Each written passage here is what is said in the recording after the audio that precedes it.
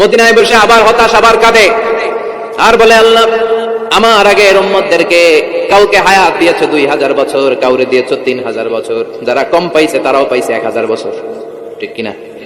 যারা হায়াত পেয়েছে বেশি তারা ইবাদত করার সুযোগ পেয়েছেও। ওয়া আমার উম্মতি মা বাইনা 60 ইলা 70, কিন্তু আমার উম্মতের গড় বয়স হলো 60 থেকে 70। 60 থেকে 70 এর মধ্যে শেষ। যারা বয়সী পেল 60-70 কি আর ইবাদত করবে? আগের উম্মতের এত বছর বেশি দিলা কেন, আমার উম্মতের কম দিলা কেন? বিশ্বনবীর টেনশন আছে না নাই? আবার হতাশ, আমার উম্মতের কি হবে? উম্মতি উম্মতি আজীবন কেঁদেছেন। আল্লাহু আকবার।